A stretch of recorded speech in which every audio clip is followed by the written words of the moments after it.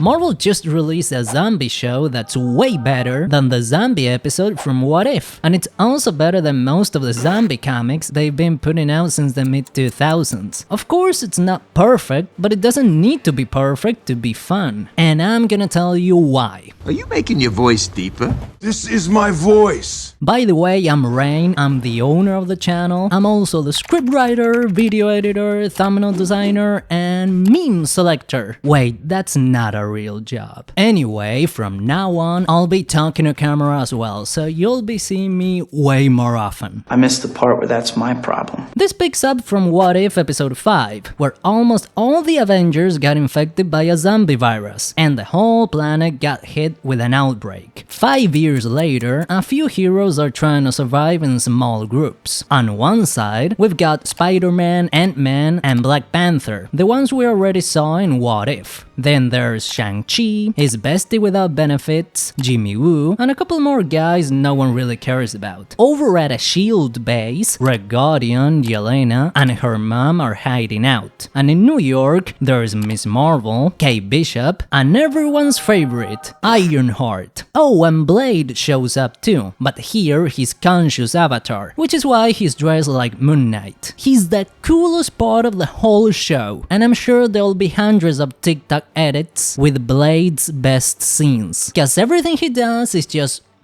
The story kicks off when the three besties find a transmitter that can send a signal into space to warn the Nova Corps. They might come to Earth and use their tech to cure the zombie virus and save the world. From there, this turns into a cross-country adventure where all the heroes team up while trying to escape from a zombie army led by Mommy Wanda, who's now the Queen of the Dead. She got a real Queen of the Undead thing going.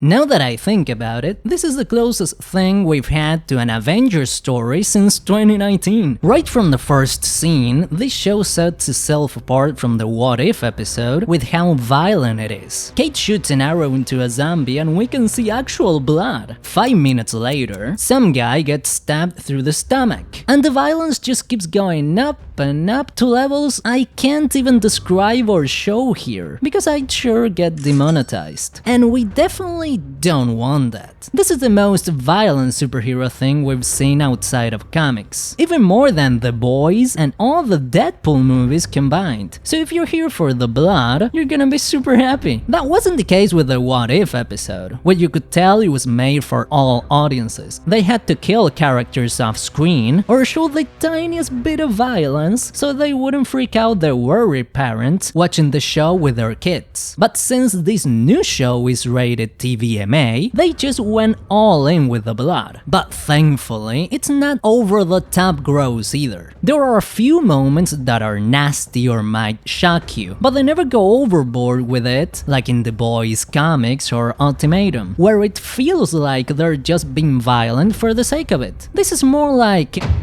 There's blood splashing around during fights and when it makes sense, not just every 2 minutes to be edgy. I never thought I'd say this, but this is a zombie show that's not really that edgy. That's impossible. Another thing they did way better than in What If was making the fights feel tense. You really feel like the characters are in danger all the time, which is super important for any zombie story. Unfortunately, these zombies aren't actually scary, because the show doesn't go for that kind of tone. But since the story takes place in an alternate universe that's not connected to 616, they can kill off any character at any time. They make that crystal clear in the first episode, when in the middle of a fight, they kill off a character who would never die in the main universe, and I was left like this. That kind of thing didn't happen in What If, especially not in Season 3, which turned into Plot Armor the show. But here, important characters die in every single episode. You really get the sense that the heroes could lose. Everyone could end up as a zombie, or anyone might die just by messing up once. Say whatever you want about Zeb Wells and the stuff he did in his Spider-Man run, but the guy wrote every episode of this show, and if you're scared for your favorite characters, it's all thanks to him. They also did a great job using the character's powers to throw a bunch of wild stuff on screen. The fun part of having a zombie outbreak in a universe full of metahumans is that the zombies aren't gonna be like the ones from The Walking Dead or The Last of Us. These zombies have powers and crazy special abilities, which means they are way more dangerous than in other kinds of stories. In the What If episode, that aspect of the infection was a bit meh, except for how they used Wanda. But here, they really went all in with everyone's powers. Is that so? Right from the first episode, we see that zombie Hawkeye is insanely dangerous. He doesn't even have powers, but he's the best shot in the world. So Kate, Kamala and Riri have to be super careful every time they go outside, because he's lurking in the tallest buildings in New York. They use Namor really well too, both on land and underwater. There are a bunch of zombies with pin particles who keep shrinking and growing all the time. Everything with Ghost is awesome. They even found a smart way to use Thanos, which I thought was gonna be impossible since he should be pretty overpowered. And they did some really cool stuff with 2 of the original Avengers. Plus, they give a solid reason for changing Miss Marvel's powers. In the comics, she stretches like Reed Richards, but in the MCU, she's got a set of Green Lantern-style constructs. I didn't like how her powers looked in live action, but here they're way better. They're more useful than just stretching, since she can make shields and protect parts of her body. If she'd had her comic book powers, she wouldn't have lasted that long in a zombie apocalypse. Now, if you're a power scaler guy, you're gonna have a stroke, because some characters are nerfed, some are buffed, and others just forget how to use half their powers. For example, Wanda managed to keep part of her consciousness after getting infected, which means she can rewrite all of reality just like in the comics, but she barely ever does it, because otherwise she'd wipe out all the main characters in 2 seconds. I can live with that, because we get some cool stuff in return. But if you're the kind of person who loves nitpicking power inconsistencies in metahumans, you're gonna tear this show apart. Tear it apart because it's a zombie show.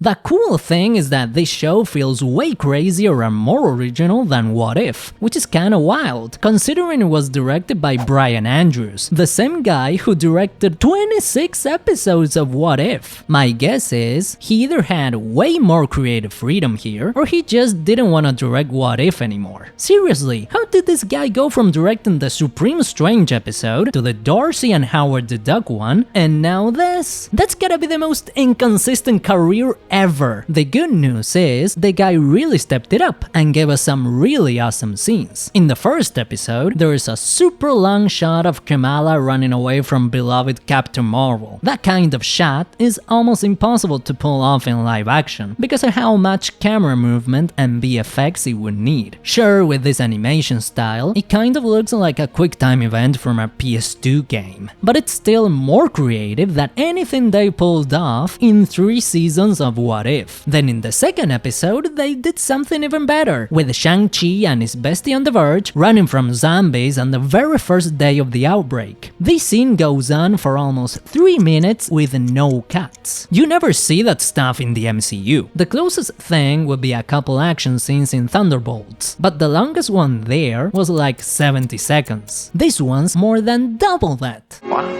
But like I said at the beginning, this isn't a perfect show. It's got 4 problems. The first one is that it doesn't have a proper ending. No spoilers, but the last episode doesn't wrap up the story. It's not like one of those kind of open endings where there's one zombie left that could restart the infection. This is an Infinity War or Across the Spider-Verse kind of ending, where we need to know what happens next. But this was sold as a miniseries, a self-contained project, and there is no second season officially announced. To be honest, it didn't bother me that much. I read manga, so I'm used to very shitty endings, or even not having an ending at all, because the author doesn't want to finish the story. I'm already numb to this kind of thing, but that doesn't mean I'm okay with the massive bait and switch they pulled in the promo. At no point did they say this was gonna be left hanging. Luckily, Brad Winderbaum, who's in charge of Marvel Animation, said they already have a continuation in mind, but they need people to watch the show for season 2 to get greenlit. it. Maybe in a few days they'll announce it and this won't be an issue anymore, but for now, it's a problem. The second problem is pacing, which is affected by how short the show is. When they said it'd only be 4 episodes, I figured each one would be like 40 minutes or more, but if you add them all up and cut out the credits, it doesn't even hit 2 hours total. That's it?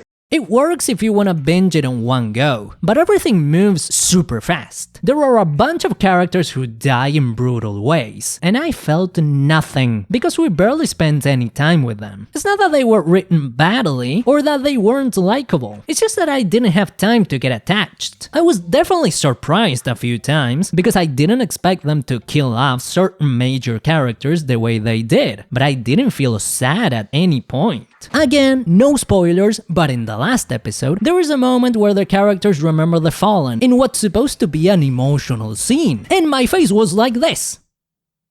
The third problem is that the show has a kind of ridiculous tone. That works when they're showing wild stuff, like what if someone absorbed the power of all the Infinity Stones? But it's not that good when the characters start acting dumb just to move the plot forward. For example, in the first episode, Kate gets one of Hawkeye's special arrows back, and later uses it in a fight with Captain Marvel. But the thing is, she has no idea what this arrow does, and she bets her life on this thing working. That's something she never do in the main universe, because it's just way too risky. But here she acts like the classic clueless blonde girl from a horror movie. Same goes for Ms. Marvel, who walks around showing the little magic device that could save the world to everyone she meets, assuming they'll all be just as sweet as innocent as she is. She even explains every single detail of her mission to total strangers, in the middle of a zombie apocalypse, like no one might try to sabotage her. And it's not just the younger characters, this happens to everyone, even Baron Zemo. In episode 2, we find out he's taking control of the raft, and for some reason that I can't explain, he decides to sail right over Atlantis, knowing full well that Namor and his entire army turn into zombies. Zemo knows that if they wake up, they'll all get killed, but trusts that the script is gonna keep him safe. That's just lazy writing.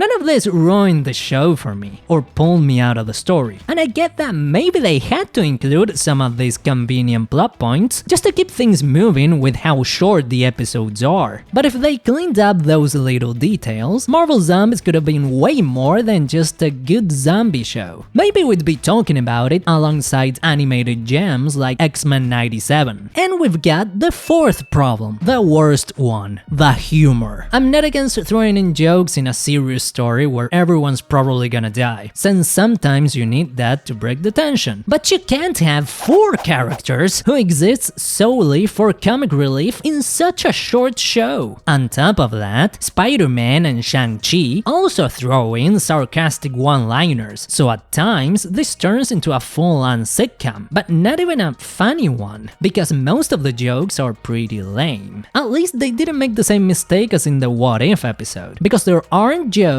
during the serious scenes. But still, Jimmy Woo and Ant-Man crack jokes literally every time they open their mouths, and not a single one landed for me. The show truly wants to be funny, but I didn't laugh once. There was a point where I was like, jokes, jokes, jokes. I know this is subjective, because some people think Red Guardian is one of the funniest characters in the MCU, but switching from tension to jokes to full-on party mode every 2 minutes, it's really hard to pull off. And I don't think Zeb Wells and Brian Andrews nailed that balance. Directors like Sam Raimi or James Gunn would have been perfect for this kind of story, especially if the idea was to switch tones every 2 minutes. That's not funny.